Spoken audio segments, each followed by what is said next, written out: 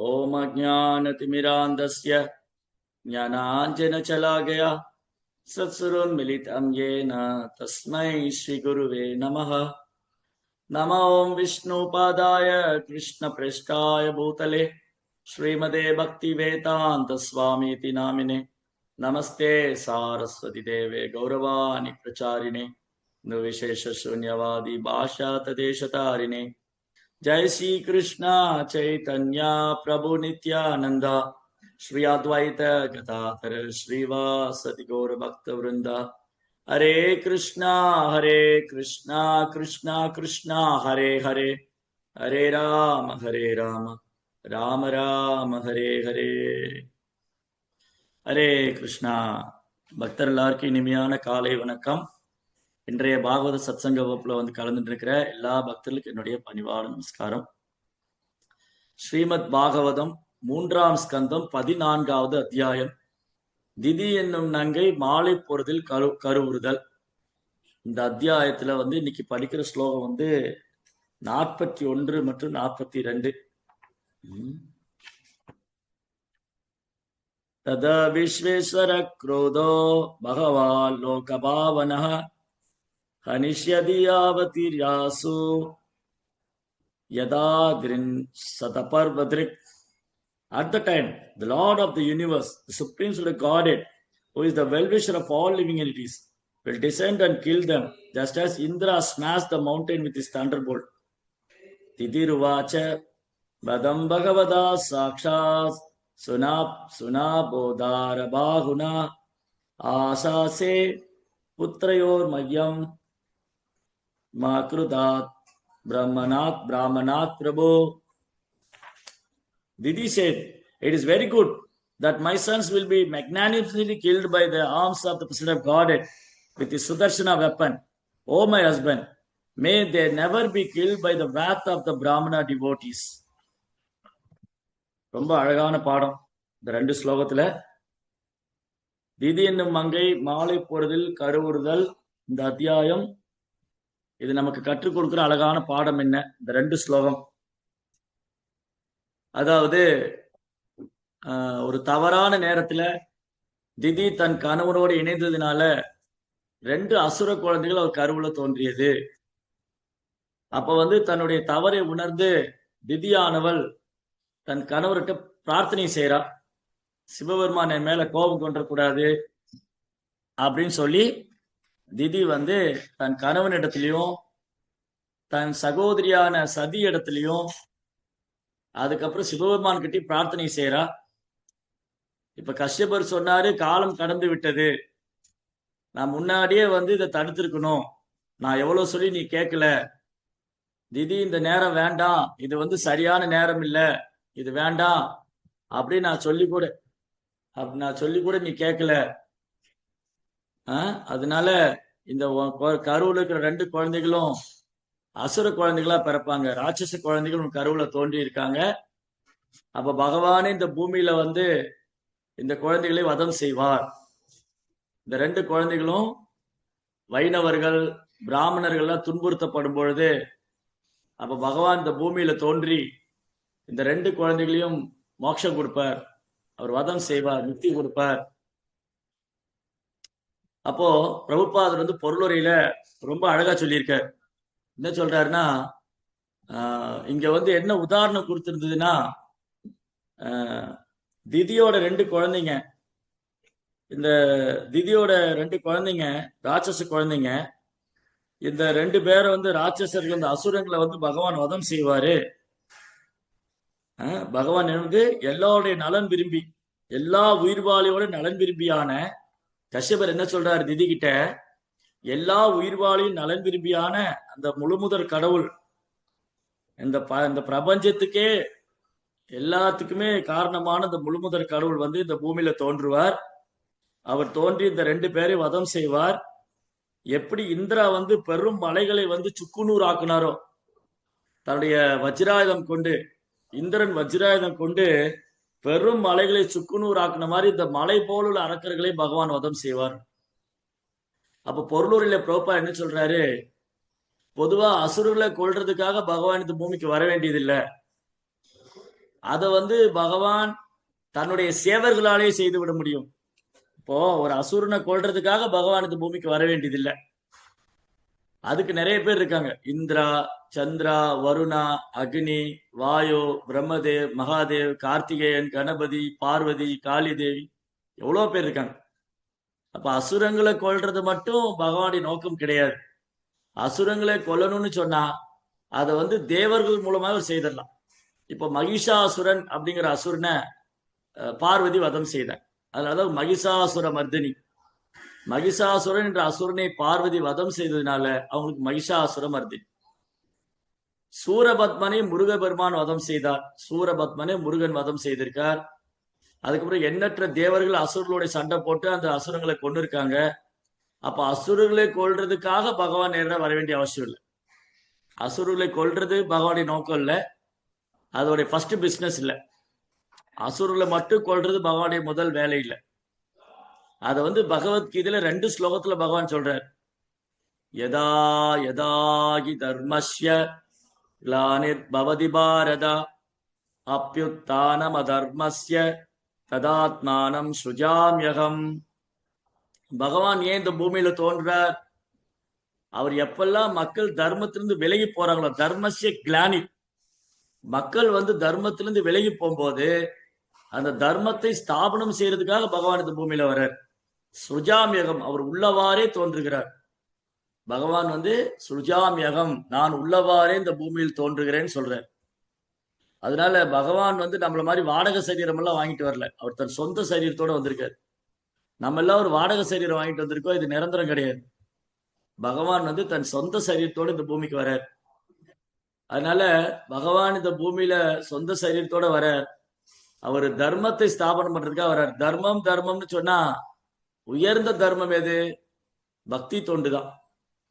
அவர் வந்து ராமாவதாரத்துல, ராம லட்சுமணா வந்து ராமாவதாரத்துல வந்த போதும் சரி, கிருஷ்ண பலராமரா வந்த போதும் சரி, சைதன்ய மகாபிரபு நித்யானந்த பிரபு வந்த போதும் சரி, அவருடைய ஒரே நோக்கம் தூய பக்தி தொண்டை ஸ்தாபனம் செய்யும். அதுதான் உயர்ந்த தர்மம்.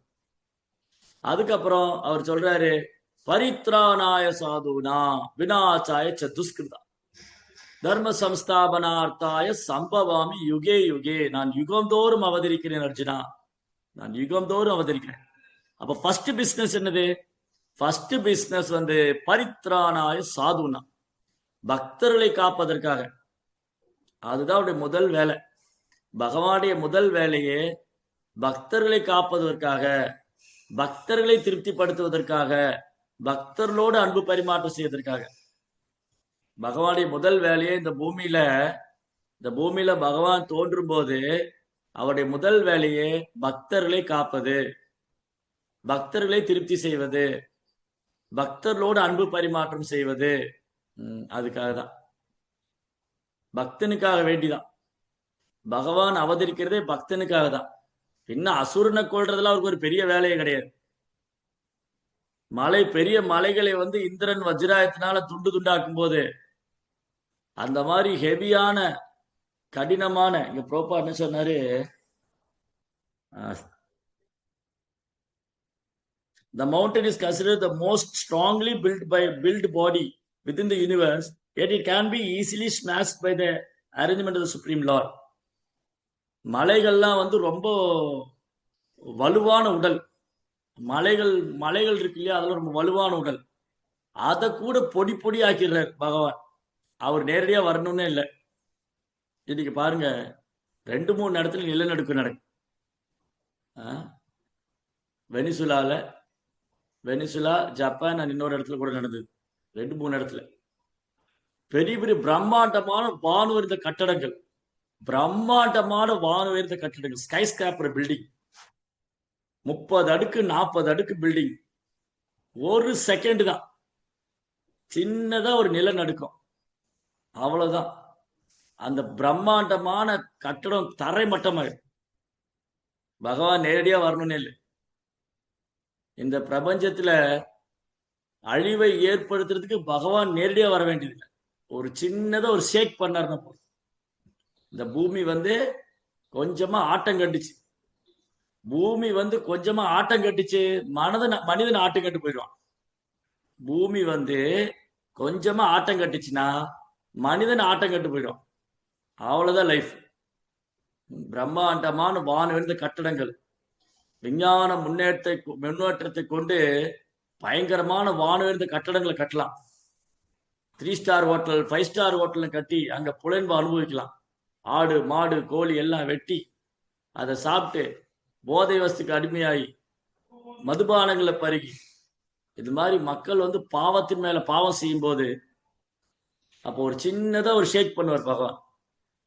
அது சின்னதா ஒரு ஆட்டம் காமிச்சாரு, மக்கள்லாம் ஆட்டம் கண்டு போயிடுவார். ஒரு செகண்ட் தான், ஃபிராக்சர் ஆஃப் செகண்ட், ஒரு செகண்ட்ல ஆட்டம் கண்டு போயிடுவார்.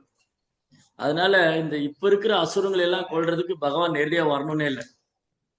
இன்னைக்கு கடவுள் இல்லைன்னு சொல்றவங்க, கடவுள் கிடையாது, கடவுள் இல்லை, கடவுளை நம்பாதீங்க, எங்க நாட்டுல எந்த மதத்துக்கும் இடம் கிடையாது, இங்க வந்து கடவுள் வழிபாட்டுக்கு இடம் கிடையாது, நாங்க வந்து கடவுள் மறுப்பு கொள்கையாளர்கள், இப்படி எல்லாம் சொல்லிட்டு அவங்க சுத்திட்டு இருக்கலாம். ஒரு செகண்ட்ல அவங்க கதையை முடிச்சிடுவார் பகவான். பிராக்சர் ஆஃப் செகண்ட் தான், ஒரு செகண்ட் தான். அதனால இன்னைக்கு இருக்கிற அசுரங்களை கொள்றதுக்கெல்லாம் பகவான் நேரடியா வர வேண்டாம். அதே மாதிரிதான் முந்தைய காலங்கள் இருந்த அசுரங்களை கொள்றதுக்கும் பகவான் நேரடியா வர வேண்டாம். அது இந்திரா, சந்திரா, வருணா இவங்களை வச்சே பண்ணிடுவார். பார்வதி, முருகப்பெருமான். அப்ப யாருக்காக வேண்டி வராரு? ரோபா தெளிவா சொல்றார். The supreme person of Godhead does not need to descend in order to kill any strong built body. ஒருத்தர் மலை மாதிரி மாமிச மாதிரி உடம்பு வச்சிருக்கான், ஒரு ஸ்ட்ராங் பாடி, அவனை கொள்றதுக்குலாம் பகவான் நேரடியா வரைய வேண்டாம். ஒரு கொரோனா ஒண்ணு, ஒரு கேன்சரு, ஏதாவது ஒரு வியாதி வந்து அந்த ஸ்ட்ராங் பாடி ஒன்றும் இல்லாம போய் ஹெவி ஸ்ட்ராங் பாடி வச்சிருந்தாலும் ஒரு சின்னதா ஒரு டிசீஸை பகவான் இன்ட்ரடியூஸ் பண்ணி விட்டாருன்னா அவன் லைஃபே முடிச்சிடும். அவ்வளவுதான். He comes down just for the sake of his devotee. வெறுமனே தன் பக்தனுக்காக வேண்டிய வரார், பக்தனோட அன்பு பரிமாற்றம் செய்யறதுக்கு வேண்டிய வரார். Everyone is subject to the miseries offered by material nature because of the activities of miscreants such as killing innocent people and animals or torturing women are harmful to everyone and are therefore a source of pain for the devotee. So Krishna வந்து நேரடியா இங்க வர வேண்டிய அவசியம் இல்லை. ஆனா பக்தனுக்கு மனவேதனை படும்போது, ஏதாவது பக்தர் மனவேதனை படுறாரு, இந்த அசுரங்கள்லாம் ஏன் இப்படி நடந்துக்கிறாங்க, இந்த அசுரங்கள்லாம் மக்களை துன்புறுத்துறாங்க, வைணவர்களை துன்புறுத்துறாங்க, பிராமணர்களை துன்புறுத்துறாங்க, அந்த துன்பத்தையெல்லாம் பார்க்கும்போது ஒரு பக்தர் வந்து ரொம்ப பெயின்ஃபுல்லா பிரார்த்தனை பண்றாரு. அந்த நேரத்துல பகவான் இறங்கி வர்றார். It isn't only to give relief to his adored devotees. அந்த பக்தனுக்கு வந்து சமாதானம் கொடுக்கறதுக்காக பகவான் வர்றார். அதனால இங்க வந்து பகவான் வந்து எல்லா அசுரனையும் கொல்ல வர்றதில்ல, பர்டிகுலரா செலக்டடா சில அசுரங்களை கொள்ளதான் வர்றார். எல்லா அசுரங்களையும் பகவான் கொல்றது இல்ல, ஒரு குறிப்பிட்ட அசுரர்கள் தான் பகவான் கையில கொல்லப்படுறாங்க. காரணம் என்னன்னா, அந்த அசுரன் பாக்கியம் செஞ்சிருக்கான், பகவான் கையில கொல்லப்படுறதுக்கு பாக்கியம் பண்ணிருக்கு. பகவான் ஒருத்தரை அரவணைச்சாலும் பாக்கியம் கருணைதான், பகவான் ஒருத்தரை ஆலிங்கனம் செய்து அரவணைத்தாலும் கருணைதான், பகவான் கையில ஒருத்தர் தண்டிக்கப்பட்டாலும் கருணைதான், ரெண்டுமே கருணைதான். அதுலதான் நம்ம பாகவத்துல பாக்குறோம், திவ்யவிதா முக்தி, பூதனா முக்தி, பௌமாசுர முக்தி, சிசுபால முக்தி. அது வதம், சிசுபாலன் கொல்லப்பட்டார், பூதனை கொல்லப்பட்டாள், திருநாவர்தன் கொல்லப்பட்டாள், அப்படி கொல்லப்பட்டால்னு சொல்லல, முக்தி அடைந்தாள். எந்த மாதிரி முக்தி அது? மாபெரும் ஞானிகள் தனி இடத்துல போய் மனதையும் புலன்களையும் கட்டுப்படுத்தி அந்த பிரம்மத்தோடு ஒன்றாகி விட வேண்டும், பிரம்மத்தோடு இரண்டரை கலந்து விட வேண்டும் என்றது சாயுஜ்ய முக்தி. சாயுஜ்ய முக்தி, கைவல்யம். இந்த முக்தியை வந்து முனிவர்கள் ரிஷிகள் கூட அவ்வளவு சுலபமா அடைய முடியாது. ஆனா பகவான் கையில கொல்லப்படுறவர் அடைஞ்சிடுற, பகவான் கையில கொல்லப்படுறவரு அந்த முக்தி அடைஞ்சாரு. அதனாலதான் இங்க திதி என்ன பிரேயர் பண்றா, அதனாலதான் திதி இங்க என்ன பிரேயர் பண்றா, நல்லா பண்ணி பிரேயர் பண்ணுங்க. அதுதான் இங்க திதி என்ன பிரேயர் பண்றான்னு சொன்னா, it is very good that my sons will be magnanimously killed by the arms of the president guarded with his Sudarshan weapon. Oh my husband, may they never be killed by the breath of the Brahmana devotees. திதிக்கு வந்து என்ன ஒரு சமாதானம் ஆயிடுச்சுன்னா, என்னுடைய பசங்க 2 பேரும் ரொம்ப மோசமா நடந்துக்குவாங்க. இந்த பசங்க 2 பேரும் ரொம்ப மோசமா நடந்துக்குவாங்க. இவங்கனால பொதுமக்கள் துன்புறுத்தப்படுவாங்க, பெண்கள் துன்புறுத்தப்படுவாங்க, அப்புறம் பிராமணர்கள் வைணவர்கள்லாம் துன்புறுத்தப்படுவாங்க. அப்போ இந்த பிராமணருக்கு கோபம் வரும். அப்ப பிராமணர்களுக்கு கோபம் வந்து அவங்க சபிச்சிட்டாங்கன்னா அவங்க வாழ்க்கை அவ்வளவுதான், அவங்க நரகத்துக்கு போவாங்க. பிராமணருடைய சாபம், பிராமணருடைய சாபத்திலிருந்து ஒருத்தர் மீளவே முடியாது. அதனால திதி என்ன பயந்துக்கிறாங்க, எங்க பசங்க எங்கேயாவது பிராமணனுடைய சாபத்துக்கு ஆளாயிருவாங்களோ. When Didi heard from her husband that the great souls would be angered by the activities of her sons, she was very anxious. திதி வந்து தன் கணவன் இருந்து கேள்விப்பட்டா, பிராமணருடைய கோபத்துக்கு இந்த பசங்க ஆளாயிருக்காங்க, பிராமணர்கள் வைணவர்களுடைய கோபத்துக்கு இந்த பசங்க ஆளாயிருக்க, ரொம்ப மோசமா நடந்துக்கிறாங்க, ரொம்ப கடும் மோசமா கொடூரமான பாவிங்க. பெண்கள், குழந்தைங்க, வயசானவங்க, பிராமணர்கள், வைணவர்கள், தேவர்கள் யாரும் நிம்மதியா இருக்கும் இந்த பூமியில். அந்த மாதிரி டார்ச்சர் பண்ண, அந்த மாதிரி தொந்தரவு செஞ்சதுனால இந்த குழந்தைகளுக்கு வந்து பிராமணர்கள் வந்து இந்த குழந்தைகள் மேல, இந்த பசங்க மேல கோபம் அடைஞ்சதுனால திதி இப்ப ரொம்ப கவலையில இருக்கா, பயத்துல இருக்கா. She thought that her sons might be killed by the wrath of the Brahmanas. எங்கேயாவது தன்னுடைய பசங்க வந்து பிராமணனுடைய சாபத்தினால கொல்லப்பட்டு விடுவார்களோ அப்படின்னு ஒரு பயம் இருந்தது. The Lord does not appear when the Brahmana become angry at someone, because the wrath of a Brahmana is sufficient in itself. எப்ப பிராமணன் இந்த பூமிக்கு வர்றது இல்லையா, பிராமணர்கள் கோவப்பட்டுட்டாலே அதுவே போதுமானது. ஒரு அசுரன் மேல, ஒரு அயோக்கியன் மேல, ஒரு அரக்கன் மேல பிராமணர்கள் கோவப்பட்டு சபிக்கிறான்னு சொன்னா அந்த சாபமே போதுமானது. பகவான் இந்த பூமியில வர வேண்டிய அவசியமே இல்லை, அதுவே அவன் அழிச்சிடும், அவ்வளவுதான். நிறைய உதாரணங்கள் பார்க்கலாம் சாஸ்திரத்துல. வேணன் ஒரு மகாராஜன், அங்கராஜாவுடைய பையன் வேணன், ரொம்ப கொடூரமான செயல் பண்ணான். நாத்திகன் வேணன். இப்ப இருக்கிற அரசியல் தலைவர்களோட 10 மடங்கு, இப்ப இருக்கிற தமிழ்நாட்டில் இருக்கிற அரசியல் தலைவர்களோட, இப்ப இருக்கிற அரசியல் தலைவர்களோட 10 மடங்கு கொடூரமானவன் வேணன். பிராமண கலாச்சாரம், வேத நாகரிகம், பண்பாடு, புண்ணிய காரியங்கள் எல்லாத்தையும் ஸ்டாப் பண்ணோம், எல்லாத்தையும் நிறுத்தி எங்க பார்த்தாலும் நாத்திகம், கடவுள் மறுப்பு கொள்கை, கடவுள் கிடையாது, இதெல்லாம் இந்த வேணன் பண்ண. பிராமணர்லாம் சொன்னாங்க வேணா வேணா வேணா வேணா, கேட்டானா? கேட்கவே. பிராமணர்கள் சொல்லி கேட்கல. பிராமணர் சொன்னாங்க உங்க அப்பா வந்து அங்க மகாராஜா ரொம்ப தெய்வீகமான புருஷர், அவர் வந்து ராஜ ரிஷி, இந்த பூமியை ரொம்ப கட்டி காத்து ஆண்டு வந்தார், அவர் பேரை கெடுத்துறாதரா, வேணா, ஒழுங்கா ஆட்சி பண்ணு, எப்படிலாம் ஆட்சி பண்ணணும்னு சொல்லித்தரோம், நாங்க சொல்ற மாதிரி செய்.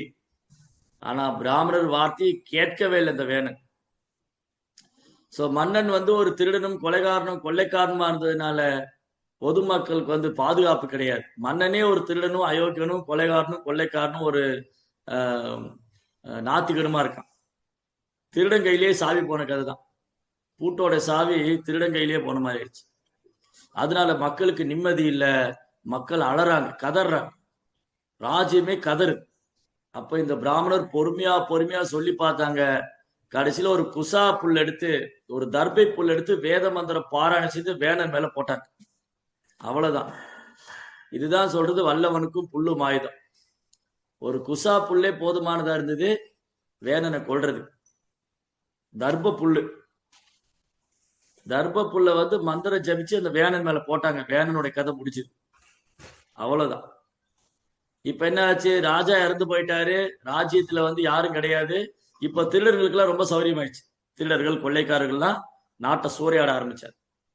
அப்ப இந்த பிராமணர்கள் வேணனுடைய உடலை கடையிறாங்க. இந்த பிராமணர்லாம் சேர்ந்து அந்த வேணனுடைய உடலை கடையும் போது அதுல இருந்து கருப்பா ஒரு துராத்மா வந்து வெளியே வருது.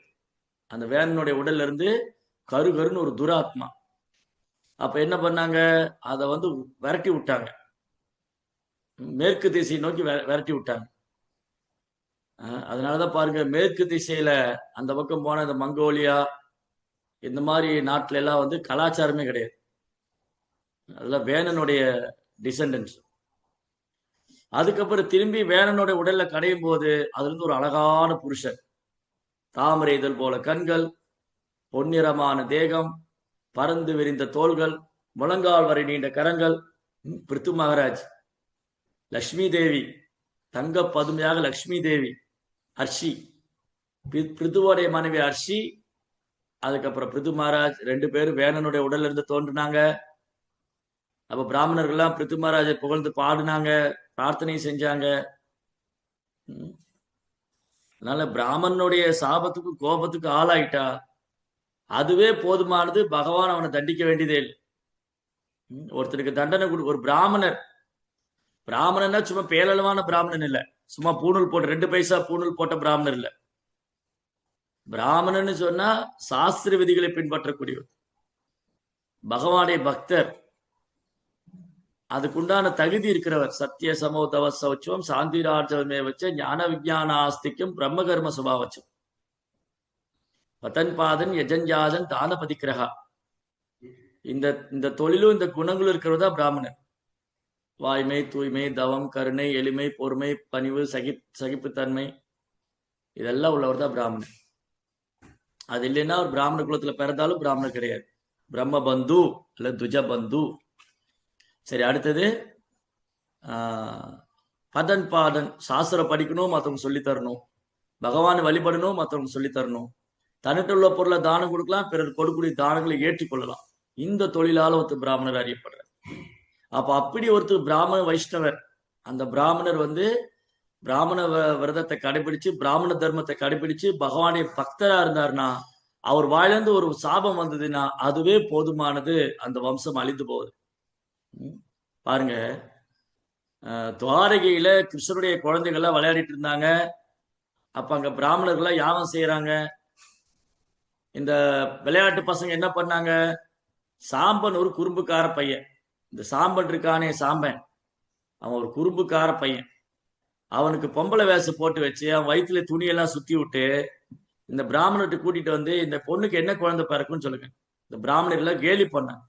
எதுக்களுடைய கிருஷ்ணருடைய பசங்கள்லாம் என்ன பண்ணாங்க, இந்த பிராமணர்களை கேலி பண்றாங்க. இந்த சாம்பனுக்கு பொம்பளை வேஷம் போட்டு வயிற்றுல துணியெல்லாம் சுத்தி வந்து, ஓ பிராமணர்களே, நீங்கெல்லாம் முக்காலம் அறிந்த முனிவர்களே, இந்த பொண்ணுக்கு என்ன குழந்தை பிறக்கு சொல்லுங்க.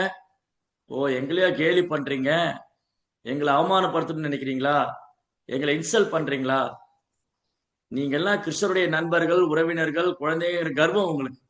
ஓ எதுக்களே, உங்களுக்கு கர்வம், ஆணவம் தலைக்கேறிடுச்சு. ஆணவம், செருக்கு, அகங்காரம், அகந்தை தலைக்கேறிடுச்சு. நீங்க பிராமணர்கிட்ட எப்படி நடந்துக்கணும் உங்களுக்கு தெரியல. பிராமணர்கள்ட்ட எப்படி பணிவா இருக்கணும், எவ்வளவு சேவை பண்ணணும், அதை விட்டுட்டு நீங்க எங்களை கேலி பண்றீங்க. ஏன்னா காரணம் என்னது, நீங்க கிருஷ்ணாவுடைய நண்பர்கள், உறவினர்கள், பிள்ளைங்கிற கர்வம் உங்களுக்கு பிடிச்சிருச்சு. அதனால இந்த பொண்ணுக்கு இந்த பெண்ணுக்கு வந்து ஒரு இரும்பு வழக்க தான் குழந்தையா பிறக்கும். அந்த இரும்பு வழக்கை கொண்டு நீங்களே உங்க வம்சமே அழிஞ்சு போகும். கிருஷ்ணா இதுல தலையிடவே இல்லை, மௌனமா இருந்துட்டு. கிருஷ்ணா வந்து இந்த பூமியில லீலையை முடிச்சு பாப்பாரு. பாப்பரயுகம் முடிஞ்சு கலியுகம் தொடங்க போகுது. பாப்பரயுகம் முடிஞ்சு கலியுகம் தொடங்க போற நேரத்துல கிருஷ்ணா இந்த பூமியில லீலையை முடிச்சு போறாரு. அந்த போகக்கூடிய நேரத்துல ஒரு பாடம் கத்து கொடுத்துட்டு போறாரு. என் சொந்த குடும்ப அங்கத்தினரா இருந்தாலும் பிராமணர்களுக்கு வைணவர்களுக்கு குற்றம் செய்தால் அதுல தலையிட மாட்டேன். கிருஷ்ணா அதுல இன்டர்பியர் ஆகவே. இந்த சாம்பனோட வயிற்றுல இருந்து ஒரு இரும்பு உலக்க வெளியே வந்து விழுந்தது. அதை தூக்கிட்டு நேரா உக்ரசேன ராஜாட்ட ஓடினாங்க. ஓ உக்ரசேன ராஜா, இதை பாருங்க, இரும்பு உலக்க, இதை கொண்டு போய் பிரபாச கஷேத்திரத்துல கரைச்சிடுங்க. உக்ரசேன ராஜா என்ன சொன்னாரு, அந்த இரும்பு உலக்கை எடுத்துன்னு போய் பீஸ் பீஸா உடைச்சு அது பிரபாஸ் சமுத்திரத்துல கரைச்சிருங்க. இவங்க இந்த இரும்பு வழக்கை எடுத்துட்டு போய் தூள் தூளா உடைச்சு பிரபாஸ் கஷேத்திரத்துல கரைக்க, அந்த கடல் அலை கரைக்கு வர அந்த கரையில ஒண்ணு அப்படியே புல்லு மாதிரி முளைச்சு கரும்பு மாதிரி வளர்ந்து நிக்குது இரும்பு ராடு.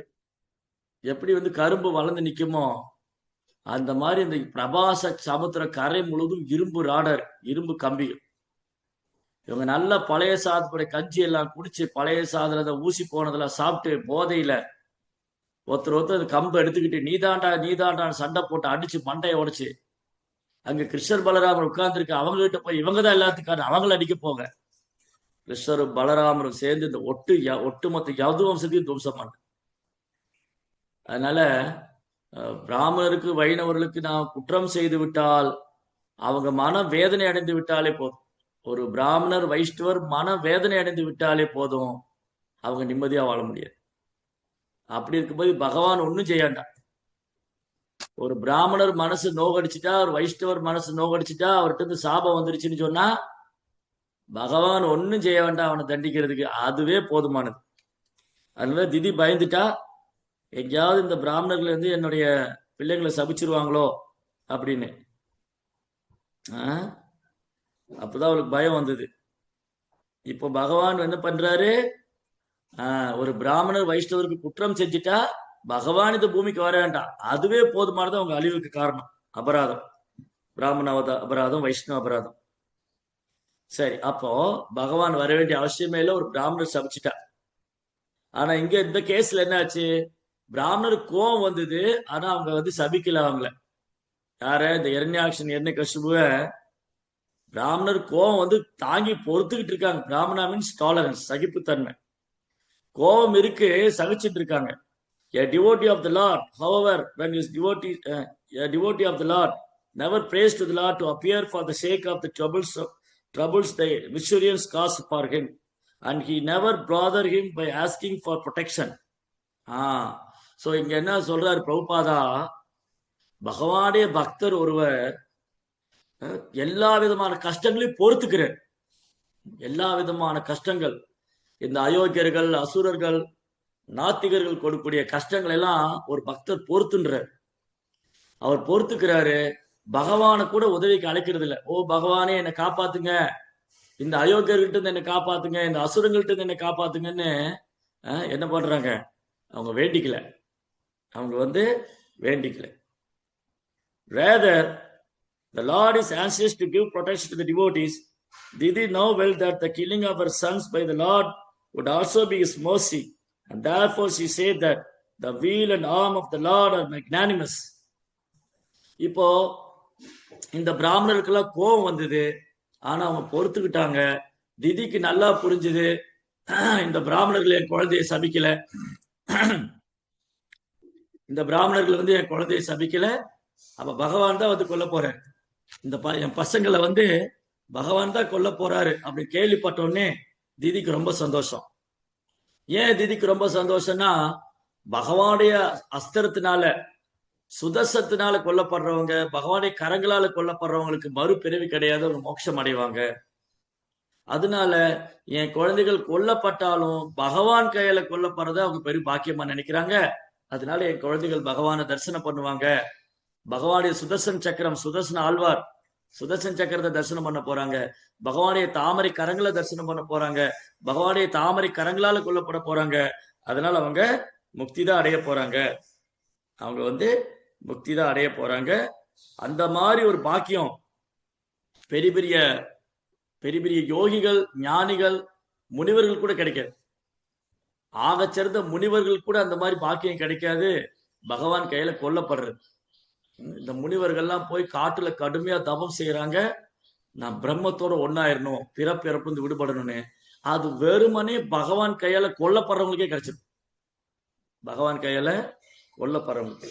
அப்ப இந்த பாயிண்ட் என்னன்னு சொன்னாங்க, பகவானுடைய பக்தர் ஒருவர்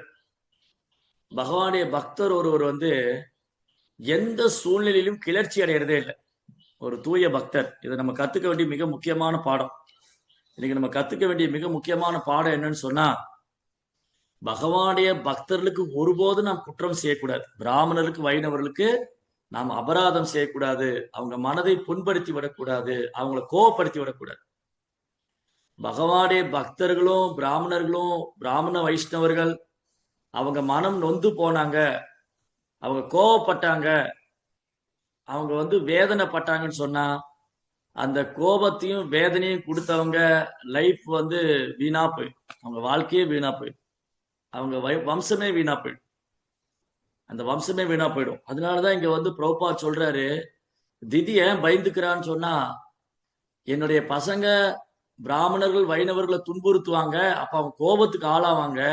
அப்ப அவங்க கோபத்துக்கு ஆளாகி என் பையன்களை சபிச்சிட்டாங்கன்னா நரகத்துக்குள்ள போவாங்க அவங்க. ஒருவேளை அது நடந்துச்சுன்னா என்ன ஆகும்னு அவர் கவலை கொள்றா. ஆனா இந்த பிராமணர்கள் வைணவர்கள் அந்த கோபத்தை கட்டுப்படுத்திக்கிறாங்க, பொறுத்துக்கிறாங்க. சில நேரங்கள்ல சாதுக்களால பொறுத்துக்க முடியாதுதான், ஆனாலும் வந்து அவங்க அதை பொறுத்துக்கிறாங்க. யாராவது பிராமணருக்கு வைணவருக்கு குற்றம் விளைவிக்கும் போது, அபராதம் செய்யும் போது, அவங்கள துன்புறுத்தும் போது, இந்த அயோக்கியர்கள் நாத்திகர்கள் அசுரர்கள்லாம் பக்தர்களை துன்புறுத்தும் போது அவங்க டாலரேட் பண்ணிக்கிறாங்க, பொறுத்துக்கிறாங்க. அதை பொறுத்துக்கிறாங்க. அவங்க பகவானை கூட உதவிக்கு அழைக்கல. இதுல நிறைய சம்பவம் இருக்கு. உதாரணத்துக்கு வரலாற்றுல நிறைய உதாரணங்கள் இருக்கு. அம்பரீஷ மகாராஜா துர்வாசரால துன்பத்துக்கு ஆழ்த்தப்பட்டார். அம்பரீஷ மகாராஜா வந்து துர்வாச முனிவரால பெரும் தொந்தரவுக்கு ஆளானார். அவர் எந்த குற்றமும் செய்யல. அம்பரீஷ் மகாராஜ் ஏகாதசி விரதம் இருந்துட்டு துவாதசி அன்னைக்கு தண்ணி மட்டும் தான் குடிச்சார். அத வந்து துர்வாசர் தன் தவத்துல பார்த்துட்டு, நான் வந்து அம்பரீஷோட ராஜ்யத்துக்கு வந்து விருந்தினர் அதிதியா வந்திருக்கேன், எனக்கு சாப்பிட கொடுக்காம எனக்கு விருந்துபாச்சாரம் பண்ணாம அவன் எப்படி சாப்பிடலாம்? அட தண்ணி தாயா குடிச்சாரு, தண்ணி தான் குடிச்சாரு. அம்பரீஷ மகாராஜா வந்து நிர்ஜல விரதம் இருந்தார், தண்ணீர் கூட குடிக்காம ஏகாதசி விரதம் இருந்தார். அடுத்த நாள் துவாதசி அன்னைக்கு அவர் தண்ணி தான் குடிச்சார். அது கூட ரொம்ப தயங்கினார். ஏன்னா துர்வாசர் வந்து தன் சீடர்களோட குளிக்க போயிருக்கிறார் கங்கையில. அவர் வரதுக்கு தாமதம் ஆயிட்டே இருக்கு. துவாதசி பாராயண டைம், ஏகாதசி விரதம் முடிக்கிற நேரம் வந்துருச்சு. அந்த பாராயண நேரத்துக்குள்ள ஏகாதசி விரதம் முடிக்கணும். அப்ப அங்க இருக்கிற சபையில் இருக்கிற பிராமணர்கிட்ட எல்லாம் கேட்கிறார் அம்பரீஷ் மகாராஜா, பிராமணர்களே எனக்கு வழி சொல்லுங்க, நீங்க தான் என்ன வழி நடத்தணும். நான் வந்து நேற்று ஏகாதசி விரதம் இருந்தேன், இன்னைக்கு நான் துவாதசி விரதம் முடிக்கணும். இந்த மாதிரி என்னுடைய சபைக்கு துர்வாசர் விருந்தினரா வந்திருக்காரு, விருந்தினர் வந்து குளிக்க போயிருக்காரு, அவர் இன்னும் வரல, நான் விரதம் முடிச்சாகணும், என்ன செய்யறது? இந்த பிராமணருக்கெல்லாம் பயம் வேற, எங்கேயாவது நாங்க விரதம் முடிக்கன்னு சொல்லி அது துர்வாசருக்கு தெரிஞ்சு போய் எங்களை சபிச்சுட்டா என்ன பண்றது? துர்வாசர் வந்து நல்ல நாளே கோவப்படக்கூடிய ஆளு, நம்ம ஏதாவது சொல்லப்போ நமக்கு ஏண்டா வம்பு அப்படி. இந்த பிராமணர்கள் என்ன பண்ணாங்க, ஐயா சாமி எங்களை ஆளை விடுங்க, நாங்க ஒன்னும் சொல்லல, இல்ல ஏதாவது சொல்லுங்க அப்படின்னா நீ ஒண்ணு பண்ணலாம், தண்ணி வேணா குடிச்சுக்க, தண்ணி குடிச்சா விரதம் முடிச்ச மாதிரி முடிக்காத மாதிரி. அப்ப அம்பரீஷ மாதிரி துளசி தீர்த்தம் தான் குடிச்சாரு. அதுக்கே துர்வாசர் கோபம் வந்துருச்சு. இத்தனைக்கும் துர்வாசர் வந்து ஒரு தன்னை உணர்ந்த பிராமணர், அதாவது ஒரு தபம் பண்ற ஒரு ஞானி யோகி. அம்பரீஷர் ஒரு சாதாரண சத்திரிய குலத்தை சார்ந்தது. ஆக்சுவலி பார்க்க போனா அம்பரீஷருக்கு தான் கோபம் வரும்.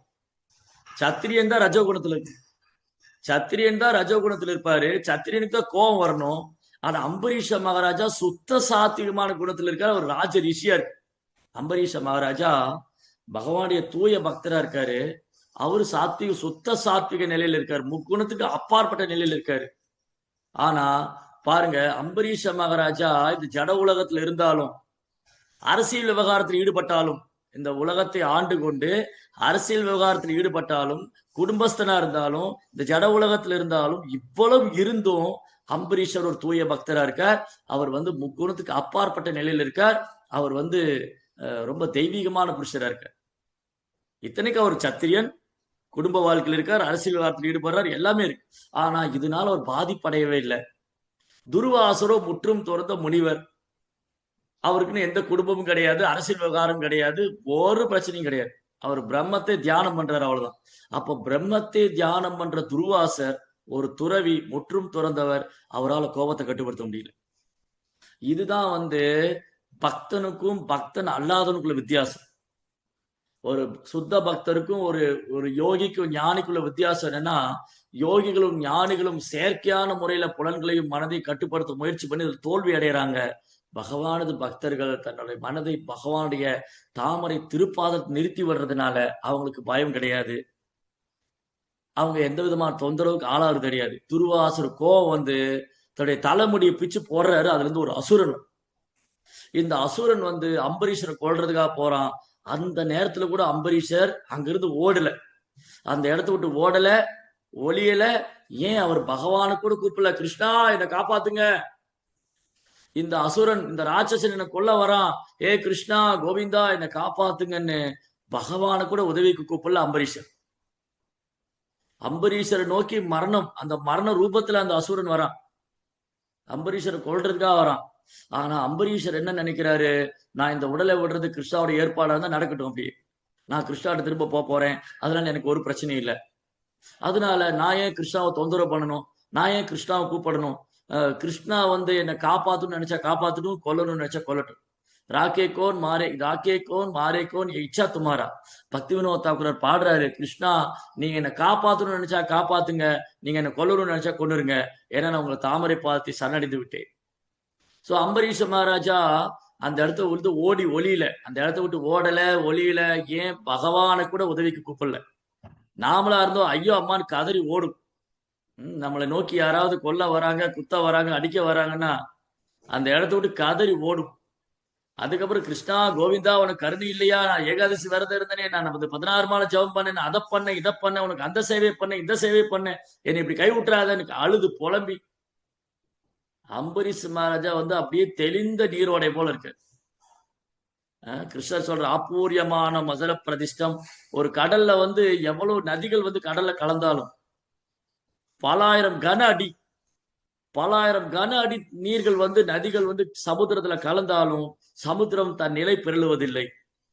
அந்த மாதிரி ஒரு தூய பக்தன் எந்த சூழ்நிலும் தன் நிலை பெருளுவதில்லை. இதெல்லாம் அம்பரீஷ் கிட்ட கத்துக்கணும். அப்போ என்ன ஆச்சு, மாறாக சுதர்சன் வந்தது, துர்வாசர் ஓட ஆரம்பிச்சார். துர்வாசர் 3 உலகத்துக்கு ஓடுறாரு, மலைக்குள்ள ஓடுறாரு, குகைக்குள்ள ஓடுறாரு, சமுத்திரத்துக்கு அடியில போறாரு, ஆகாசத்துல போறாரு, எங்க போனா சுதர்சன் துரத்து. பாருங்க, துர்வாசர் வந்து ஓடினார், அம்பரீஷர் ஓடவே இல்லை, அங்கே நிக்கிறார். அந்த அசுரன் கொல்ல வரும்போது அம்பரீஷர் அங்கே நிக்கிறாரு.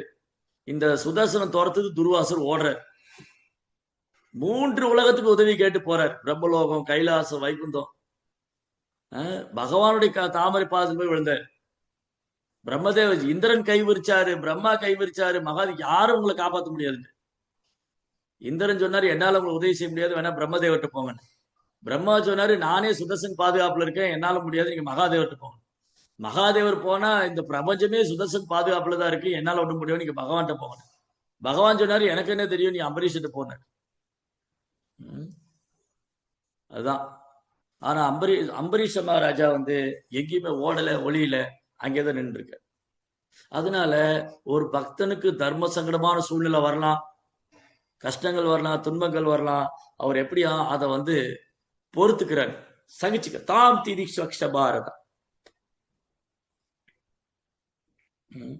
அம்பரீஷர். பரீட்சித் மகாராஜா வந்து பிராமண சிறுவனால் சபிக்கப்பட்டாரு. இங்க திதி என்ன பிரேயர் பண்றாங்க, என்னுடைய குழந்தைங்க, என்னுடைய பசங்க பிராமண சாபத்துக்கு ஆளாயிடக்கூடாது. ஆனா பரீட்சித் மகாராஜா பிராமண சிறுவனால் சபிக்கப்பட்டார், ஸ்ருங்கியினால் சபிக்கப்பட்டார். இன்னையிலிருந்து 7வது நாள் அந்த பாராளும் வேந்தனா இருந்தாலும் அவர் வந்து பாம்பு கடிச்சு இறந்து போகணும்னு. பரீட்சித் மகாராஜ் எப்படி எடுத்துக்கிறாரு, இது கிருஷ்ணாவுடைய கருணை. இந்த பிராமண சிறுவனுடைய சாபம் கிருஷ்ணாவுடைய கருணை தான் இந்த பிராமணனுடைய சாபத்துல வந்திருக்கு. ஸ்லோகமே இருக்கு பாகவதத்துல. Bhagavatam 1st cantoல 19th chapter, Bhagavatam 1st ஸ்கந்தம் 19ஆம் அத்தியாயத்துல பரீட்சித் மகாராஜா என்ன பிரார்த்தனை பண்றாரு, கிருஷ்ணா அந்த பிராமண சிறுவனின் சாபம் உங்களுடைய கருணை தான் அந்த பிராமண சிறுவனுடைய சாபத்தின் ரூபத்துல கிட்ட வந்திருக்கீங்க. எப்படி பரீட்சித் மகாராஜ் என்ன பிரார்த்தனை பண்றாரு, கிருஷ்ணா உங்களுடைய கருணை தான், உங்களுடைய ஆசீர்வாதம் தான் இந்த பிராமண சிறுவனுடைய சாபமா எனக்கு வந்திருக்கு. இதனால நான் இந்த உலகத்து மேல பற்றுதலை விட்டுருவேன், இதனால எனக்கு மரண பயம் ஏற்படும், நான் இந்த உடலை விட தயாராயிருவேன். இதுதான் பரீட்சித் மகாராஜ், இதுதான் தூய பக்தர். அவர் வந்து பிராமண சாபத்தை கண்டு அஞ்சல, அதுக்காக பயந்து ஓடல ஒளியில. இது கிருஷ்ணனுடைய கருணை நேத்துட்டார், கிருஷ்ணாவுடைய கருணை நேத்துட்டார். அடுத்தது பிரகலாத் மகாராஜா வந்து அவங்க அப்பாவே எதிரி ஆயிட்டாரு, அவரை கொல்ல முயற்சி பண்றாரு. பிரகலாதர் எல்லாத்தையும் பொறுத்துக்கிறார், சகிச்சுக்கிறார். உயிருக்கே ஆபத்து. நம்ம இந்த கூட்டத்துல இந்த கிளாஸ்ல வந்து யாருக்காவது உயிருக்கு ஆபத்து ஏற்பட்டிருக்கா? யாராவது நம்மளை வந்து கத்தி எடுத்து குத்த வந்தாங்களா? இல்ல நம்மளை கூட்டிட்டு போய் ஊட்டியில தொட்டபெட்டா மேல நிக்க வச்சு தள்ளி விட்டாங்களா? ஊட்டியில வந்து தொட்டபெட்டான்னு ஒரு இடம் ரொம்ப ஃபேமஸ், ரொம்ப பெரிய சிகரம் அது. அங்க போனா ஓல் ஊட்டி பார்க்கலாம். நம்மள ஊட்டியில தொட்டபெட்டா கூட்டிட்டு போய் அங்கிருந்து தள்ளி விட்டாங்களா? இல்ல கொடைக்கானல்ல சூசைட் பாயிண்ட் இருக்கு, கொடைக்கானல்ல கூட்டிட்டு போய் அந்த சூசைட் பாயிண்ட் நிக்க வச்சு தள்ளி விட்டாங்களே? கிடையாது. ஆனா இதெல்லாம் பிரகலாதருக்கு நடந்தது. நம்ம ஊர் திருவிழால யானை நடந்து வரும், யானையோட காலில் தள்ளி விட்டாங்களே என்ன, நசுங்கி சட்னி ஆயிரும். அதை பண்ணாங்க. யானை வச்சு மிதிக்க வச்சாங்க, விஷ வச்சு கொல்ல பார்த்த. சொந்த அம்மா கிட்ட விஷத்தை கொடுத்து அந்த குழந்தை கொடுங்க. இரண்யகசிபு தன் மனைவி கையாது விட்ட ஒரு டம்ளர் ஃபுல்லா விஷம் கொடுத்து உன் பையனுக்கு கொடுங்க. பெத்த அம்மா கையிலே விஷம் வாங்கி குடிச்சார் பிரகலாத். பகவானு கூட உதவி கலைக்கல. கிருஷ்ணா என்னை காப்பாத்துங்க, என்னால தாங்க முடியல, பொறுத்துக்க முடியல. நோ. வசுதேவர் தேவகி ஜெயில இருக்காங்க. அவங்க கதறல, அழுகல, கிருஷ்ணா எங்களை ஜெயில இருந்து காப்பாத்துங்க, எங்களை வெளியில கொண்டு வாங்க. ஈவன் கிருஷ்ணா குழந்தையா வந்துட்டு வசுதேவர் அவரை கொண்டு விருந்தாவத்தோடு திரும்பி ஜெயிலுக்குள்ள வந்துட்டு, கிருஷ்ணா எங்களை எப்ப விடுவிக்கணும்னு நினைக்கிறாரோ விடுவிக்கட்டும், கிருஷ்ணா வந்து எங்களுக்கு எப்போ என்ன பண்ணணும்னு நினைக்கிறதோ பண்ணட்டும், நாங்க அது வரைக்கும் பொறுத்துக்கிறோம். இந்த குழந்தையை கிருஷ்ணரை கொண்டு போய் நான் விருந்தாவனத்தை விட்டுட்டு வந்துடுறேன், கம்சனுக்கு தெரிஞ்ச அந்த குழந்தைக்கு ஆபத்து. சோ கிருஷ்ணா வசுதேவருக்கு தேவிக்கு குழந்தையா வந்த உடனே 4 கரமுள்ள நாராயண ரூபத்துல காமிச்சாரு. வனமாலி கதி சாங்கி சங்கி சக்ரி சனந்தகி ஸ்ரீமான் நாராயணோ விஷ்ணு வாசுதேவோ பிரகக்ஷ. வாசுதேவ கிருஷ்ணன் 4 கரங்கள், சங்கம், சக்கரம், கதை, தாமரை, மழைக்காலத்து மேகத்து ஒத்த நிறம், தாமரை போல கண்கள், என்றும் பாடாத வைஜெயந்தி மாலை, மார்புல சீவஸ்தகுரி, கழுத்துல கௌஸ்துவமணி, மஞ்சள் நிற பீதாம்பராடை. அப்படி தரிசனம் கொடுத்த கிருஷ்ணருக்கு ஒரு செகண்ட் போதாது கம்சனை கொள்றதுக்கு. ஒரு செகண்ட், அடுத்த செகண்ட் கம்சனை கொள்றதுக்கு போதாது. ஆனா கிருஷ்ணா வந்து இந்த தேவகி வசுதேவர் பிரார்த்தனை பண்ணாங்க, ஓ பகவானே நீங்க ஒரு குழந்தையா மாறுங்க, நாங்க உங்களை வந்து நந்தகோபுர வீட்டுல விட்டுறோம். அவங்க பிரார்த்தனை ஏத்துட்டு கிருஷ்ணா ஒரு குழந்தையா மாறினார், ஒரு குழந்தை நந்தகோபுர வீட்டுல விட்டுட்டு வந்தார். அதுக்கப்புறம் கிருஷ்ணா வர்ற வரைக்கும் அந்த சிறைச்சாலைக்குள்ளதான் இருந்தாங்க வசுதேவரும் தேவி. அதுக்கப்புறம் கிருஷ்ணர் வந்து மதுராபுரியில வந்து கம்சன் பண்ண அட்டம் எல்லாம் வீணா போச்சு. பூதனா, அகாசுரா, பகாசுரா, திருநாவர்தா, தேனுகாசுரா, அப்புறம் பௌமாசுரா, வியோமாசுரா, புலம்பாசுரா, ஒன் ஆஃப்டர் அனதர், அரிஷ்டாசுரா, கேசி, ஒத்துராலையும் கிருஷ்ணரை அசைக்க முடியல. அதுக்கப்புறம் தான் கிருஷ்ணரை மதுராவுக்கு கூட்டிட்டு வரணும்னு கம்சன் திட்டம் போட்டார். மதுரால வந்து ஒரு பெரிய ஏற்பாடு பண்றார். ஒரு தனுர் யக்கம் நடக்குது, அங்க ஆயிரக்கணக்கான அசுரங்கள் இருக்காங்க கிருஷ்ணரை கொள்றது. குவளையை பிடம் ஒரு மதம் பிடிச்ச யானை நிறுத்தி வச்சிருக்காரு மதுராவோட என்ட்ரன்ஸ்ல. சாவனூரன் முஷ்டிகன் பெரும் மலை மாமிசம் போல மல்லர்கள், பெரும் மலை மாமிசம் போல மல்லர்கள், சாவனூரன் முஷ்டிகன். கிருஷ்ணர் என்ன பண்ணாரு, அந்த குவளையப்பிட யானை 10,000 யானை பலம் உள்ளது அந்த ஒரு யானை. அதை பிடிச்சு வாழை பிடிச்சு கிருன்னு சுத்தி துணி துவைக்கிற மாதிரி ஒரு அடி அடிச்சாரு தரையில. யானையோட தந்தாமெல்லாம் முறிஞ்சு போய் வாயெல்லாம் பெழுத்து பிளான் ரத்தம் எல்லாம் கேக்கி அகால மரணம். கிருஷ்ணரும் பலராமரும் ஆளுக்கு ஒரு யானை தந்தத்தை தோல்ல வச்சுட்டு அவங்க யானை மாதிரி நடந்து வந்தாங்க. கிருஷ்ணர் ஒரு கருப்பு யானை போலவும் பலராமர் ஒரு வெள்ளை யானை போலவும் அந்த மதுரால நடந்து வராங்க 2 பேர். இந்த யானை நடக்கிறத பார்த்தா ரொம்ப அழகா இருக்கும், அப்படியே ஆடி ஆடி வரும். இந்த உலகமே என் காலு கீழேங்கிற மாதிரி ஒரு யானை அப்படி காதெல்லாம் ஆட்டிக்கிட்டு தும்பிக்கை ஆட்டிக்கிட்டு அப்படியே நடந்து வரும். அந்த மாதிரி கிருஷ்ணரும் பலராமரும் மதுராபுரியில வந்து அந்த யாகசாலைக்குள்ள போய் அங்க இருக்கிற அசுரங்கள் எல்லாம் வந்து கிருஷ்ணன் அந்த யாகத்துல வந்து அந்த வில்லை எடுத்து உடைச்சு, அந்த உடைச்சு போன வில்லை வச்சு இந்த இருக்கிறவங்க அந்த வரவங்க அந்த அசுரங்களா தலையை துண்டாக்கி கைகால துண்டாக்கி யாகசாலை தும்சமாக்கிட்டேன். அதுக்கப்புறம் இந்த மல்யுத்த காலத்துக்கு வந்தாங்க. மல்யுத்த காலத்துல பிடிச்சு 2 குழந்தையும் தள்ளி விட்டாங்க அந்த கிரவுண்டுக்குள்ள. பெரிய பெரிய மல்லர்கள், மலை மாமிச மாதிரி இருக்கா அந்த மல்லர்கள், மலை மாதிரி இருக்கான் சானூரன் முஷ்டிகள். சுத்தி இருக்கிறவங்க எல்லாம் இது பெரிய அநீதி, அநியாயம், தர்மமே கிடையாது. இந்த மலை மாதிரி இருக்கிற மல்லர்கள் கூட 2 பாலகர்கள் சண்டை போடுறதா. மலை மாதிரி இருக்கிற மல்லர்கள் கூட 2 பாலகர்கள் சண்டை போடுறதா. ஆனா அந்த சாணூரன் முஷ்டிகனுக்கு தெரியும் இந்த கிருஷ்ணரும் பலராமரும் சாதாரண குழந்தைகள் இல்ல. சாணூரன் முஷ்டிகன் சொல்றா, கிருஷ்ணா பலராமோ நீங்கள் இருவரும் சாதாரண பாலகர்கள் அல்ல, எங்களுக்கு நன்றாக தெரியும் நீங்கள் யாரோடு சண்டை செய்ய விரும்புகிறீர்கள். கிருஷ்ணர் சொன்னார், சாணூரா நான் உன்னோட சண்டை போடுறேன், பலராம முஷ்டிகா நான் உன்னோட சண்டை போடுறேன். சரி தயார். அந்த மல்யுத்த காலத்துல எல்லாரும் பாக்குறாங்க. கிருஷ்ணரும் பலராமரும் எல்லாருக்கும் ஒரே மாதிரி காட்சி கொடுக்கல. அங்க இருக்கிற மல்லர்களுக்கெல்லாம் கிருஷ்ணரும் பலராமரும் யமனை போல, யம தர்மராஜன் தர்ம கால புருஷனை போல இருக்காங்க, மரண ரூபத்தில் இருக்காங்க. யோகிகளுக்கும் ஞானிகளுக்கும் கிருஷ்ணர் பரமாத்மாவும் பிரம்மமாவும் காட்சி கொடுக்கிறார். அங்க இருக்கிற மதுராவாசியில கிருஷ்ணரும் பலராமரும் தேவியின் குழந்தையா காட்சி கொடுக்கிறார். அங்க இருக்கிற கோபர்களுக்கெல்லாம் கிருஷ்ணர் நண்பனாக காட்சி கொடுக்கிறார். மாதிரி கிருஷ்ணரும் பலராமரும் சாணுகரனும் முஷ்டிகரோட முட்டி சேர்த்து, கையோட கை சேர்த்து, கரங்களோட கரங்கள் சேர்த்து பயங்கரமான யுத்தம். கடைசியில ஒரு குத்து விட்டாரு முஷ்டிகனுக்கு ஒரு பலராமர், சாணுரனுக்கு கிருஷ்ணர் வாயில இருந்து பிளட் வந்து ஒரு மலை சரிஞ்சு விழுற மாதிரி விழுந்து.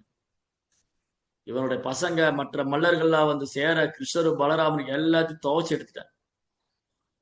கடைசியில கம்சனுக்கு கோவம் வந்து அரியாசனத்துல உட்காந்துருக்க, பிடிங்க அந்த வசுதேவரின் தேவி. கம்சன் சொல்றா, வசுதேவன் தேவியின் சிறையிலிருந்து இழுத்துட்டு வாங்க, தலையை துண்டு பண்ணுங்க, தலையை துண்டிக்கணும். கிருஷ்ணர் அங்கிருந்து ஜம்ப் பண்ணி போய், ஏண்டா முட்டாளே, நீயாடா வசுதேவர் தலையை துண்டிக்க போற, அவனை பிடிச்சு தரன்னு இழுத்து வந்து, கம்சனை பிடிச்சு தரன்னு இழுத்து வந்து இந்த மல்யுத்த காலத்துல முஷ்டியால் ஓங்கி ஒரு அடி அடிச்சாரு கம்சனுடைய நடு நெத்தியில். வாய் மூக்கல்ல ரத்தம் வந்து கம்சன் அகால மரணம். என்ன தைரியம் இருந்தா ஏன் முன்னாடியே வசுதேவர் தேவியும் பிடிச்சிட்டு தலையை வெட்டுன்னு சொல்லு. என்ன துணிச்சல் உனக்கு, என் பக்தர்களை கொல்லுவேன்னு சொல்ற. ஆனா வசுதேவரும் தேவியும் பொறுத்துக்கிட்டாங்க. இந்த கம்சனை கொள்றத அன்னைக்கே பண்ணிருக்கலாம் கிருஷ்ணர். ஆனா அன்னைக்கு வந்தன்னைக்கே கிருஷ்ணர் கம்சனை வதம் பண்ணியிருந்தா விருந்தாவன லீலையை பத்தி நம்ம ஒண்ணுமே தெரிஞ்சிருக்க மாட்டோம். விருந்தாவனம் என்ன, விருந்தாவன லீலை என்ன, விருந்தாவன பக்தி என்ன, எல்லாத்துக்கும் மேல வசுதேவர் தேவியின் பணிவு, அவங்க பக்தி என்ன இந்த உலகத்துக்கே தெரிஞ்சிருக்கு. இந்த உலகத்துக்கே தெரியாம போயிருக்கும். வசுதேவருடைய சரணாகதி, தேவியோட பக்தி, அவங்களுடைய எளிமை, அவங்களுடைய பணிவு, அவங்க சகிப்புத்தன்மை தான் பகவானுக்கும் பக்தனுக்கும் அவ்வளவு அற்புதமான அன்பு பரிமாற்றம். அதனால கிருஷ்ணா இந்த பூமியில வர்றது சும்மா அசுரங்களை தண்டிக்கிறதுக்கெல்லாம் அது ஒரு பெரிய பிசினஸே இல்லை, அது ஒரு பெரிய வேலை இல்லை. ஆனா தன் பக்தனுடைய பிரார்த்தனைக்கு வேண்டி, தன் பக்தனோட அன்பு பரிமாற்றம் செய்ய, பக்தர்களை மகிழ்விக்கிறதுக்காக, அவங்க விருப்பத்தை பூர்த்தி பண்றதுக்காக வேண்டிதான் வர்றாரு. அதான் இங்க ப்ரோப்பா அழகா சொல்றேன். அதனால இன்னைக்கு வகுப்புல வந்து ரொம்ப அழகான பாடம். பகவான் கையில கொல்லப்படுறது மோட்சம்தான். கிருஷ்ணா தன் பக்தனுடைய பிரார்த்தனைக்கு வேண்டியே வராரு. ஒரு நாளும் ஒருபோதும் பிராமணருக்கு வைணவருக்கு குற்றம் செய்து விடக்கூடாது. அவங்க சாபமே போதுமானது, கிருஷ்ணா இந்த பூமிக்கு வர வேண்டியதே இல்லை, அதுவே போதுமானது, நம்ம அழிவுக்கு காரணம், வம்சமே அழிந்து விடும். அது ரொம்ப எச்சரிக்கையா இருக்கும். அதனால இங்க திதி வந்து பயந்துண்டா இந்த பிராமணர்கள் வைணவர்களா என்னுடைய பசங்களை சபிச்சிருவாங்களோன்னு. அது நடக்கல, அவங்க பொறுத்துக்கிட்டாங்க, சகிச்சுக்கிட்டாங்க. ஆனா பகவான் பொறுத்து கொள்ள முடியல, சகித்து கொள்ள முடியல. பகவான் வந்து அந்த 2 அரக்கர்களையும் தன் கரங்களால வதம் பண்ற. சோ பகவான் கையால கொல்லப்பட்டதுனால தன் பக்தர்கள், தன்னுடைய மகன்கள் மோட்சம் அடைய போறாங்கன்னு, பகவான் கையால கொல்லப்படுறதுனால தன் பையங்க மோட்சம் அடைய போறாங்கன்னு திதி வந்து சமாதானம் சந்தோஷமாயிட்டான். இது கூட பாக்கியம்தான். என் பசங்க கிருஷ்ணர் கையில கொல்லப்பட்டு இந்த கோரமான உடலிருந்து விடுபட்டு அவங்க முக்தி அடைவாங்க. இது வந்து ரிஷிகளுக்கும் முனிவர்களுக்கும் கூட கிடைக்காத ஒரு பாக்கியம் அப்படின்னு சொல்லி திதி சமாதானமாகறா அப்படின்னு இங்க ப்ரோப்பா சொல்றேன். அதனால இங்க முக்கியமான பாயிண்ட் என்னது சொன்னா, நம்ம எவ்வளவுக்குள்ள கிருஷ்ண பக்தியில உறுதியா இருக்கிறோமோ, எவ்வளவுக்குள்ள கிருஷ்ணனோட முன்னேற்றம் அடைகிறோமோ, அந்த அளவுக்கு நம்ம அன்பு, பணிவு, எளிமை, பொறுமை, சகிப்புத்தன்மை, இந்த குணங்கள்லாம் வளர்த்துக்கொள்ளணும். பகவான் நாமத்தை குற்றமுறை ஜபிக்கணும், பக்தர்கிட்ட குறை காணக்கூடாது, குற்றம் சொல்லக்கூடாது, வைணவருக்கு அபராதம் செய்யக்கூடாது. இதெல்லாம் வந்து ஃபாலோ பண்ணிட்டு இருந்தோம்னு சொன்னா ஆட்டோமேட்டிக்கா நம்ம கிருஷ்ண கான்சியஸ் ப்ராக்ரஸ் ஆகிட்டு. அப்ப கிருஷ்ணனோட முன்னேற்றம் அடையும் போது அந்த பக்தனை எந்த சூழ்நிலையில வச்சாலும் அவர் பாதிப்படைய மாட்டார், எந்த சூழ்நிலையும் கிளர்ச்சி அடைய மாட்டார். அவர் எல்லாத்தையும் பொறுத்துட்டு சகித்து கொண்டு தன்னுடைய சேவையில் அவர் முன்னேறி போயிட்டே இருப்பார். ஈவன் அவர் பகவான் கூட உதவிக்கு அழைக்க மாட்டார். அதுதான் இங்க பார்த்தோம். பிரகலாதர் ஆகட்டும், அம்பரீஷர் ஆகட்டும், பரீட்சித் ஆகட்டும். பரீட்சித் ரெடியா உட்காந்துட்டாரு. அந்த கங்கை கரையில போய் உட்காந்துட்டு சாகர வரைக்கும் உண்ணாவிரதம் இருக்காரு. நம்ம ஏகாதசி விரதம் இருந்தாலே பெரிய விஷயம். ஒரு நாள் ஏகாதசி ஒரு நாள் விரதம் இருந்தாலும் பெரிய விஷயம். பரீட்சித் மகாராஜா வந்து தான் உடலை விட போராட தெரிஞ்ச உடனே சாகும் வரை உண்ணாவிரதம் இருக்கணும், விரதம் இருக்கணும் முடிவு பண்ணிட்டாரு. அப்புறம் கங்கை கரையில உட்காந்து சொல்றாரு, இப்ப அந்த தக்ஷகங்கிற பாம்பு வந்து என்னை கொல்லட்டும், நான் உடலை விட தயாரா இருக்கேன். அதனால பிராமணர்களே, நீங்க பகவானது நாம ரூப குணாசியங்களை நிறுத்தாம பாடிக்கிட்டே இருங்க. நீங்க பகவானை பத்தி பேசிக்கிட்டே இருங்க, பாடிக்கிட்டே இருங்க, அவர் புகழ்ந்துட்டே இருங்க. இப்ப எந்த பாம்பு வந்தாலும் எனக்கு கொத்தட்டும், நான் உடலை விட தயாரா இருக்கேன். அவர் வந்து மரணத்துக்கு கண்டு பயந்துக்கவும் இல்லை, அவர் ஓடி ஒளியவும் இல்லை, அவர் பகவானும் உதவிக்கு கூப்பிடல. இதை வந்து கிருஷ்ணாவுடைய கருணையா எடுத்துட்டார். அதுதான் ஒரு பக்தனுக்கு என்னைக்குமே பகவான் மோசம் செய்ய மாட்டார். பகவானுடைய பக்தர் என்னைக்கும் வீண் போக மாட்டாங்க. கௌந்தேய பிரதிஜானேகி நமே பக்த பிரணஷதி. ஹரே கிருஷ்ணா. அந்த ஒரு வலுவாத நம்பிக்கை பக்தி தொண்டு மேலையும், நாம ஜபத்து மேலையும், குரு மேலையும், பகவான் மேலேயும் நமக்கு வலுவாத நம்பிக்கை இருக்கும் பட்சத்துல அந்த பக்தன் எதுக்கும் பயந்துக்க வேண்டாம், எந்த சூழ்நிலையும் கிளர்ச்சி அடைய வேண்டாம், எங்கேயும் ஓடி ஒளிய வேண்டாம், யாரு கண்டும் பயந்துக்க வேண்டாம், ஈவன் மரணத்துக்கு கண்டும் பயந்துக்க வேண்டாம். அவனுக்கு எப்பவுமே பகவானுடைய பாதுகாப்பு இருக்கு. हरे कृष्णा। तिरंद्रा श्रीमद् भागवतम की जय, श्री प्रभुपाद की जय। ओके।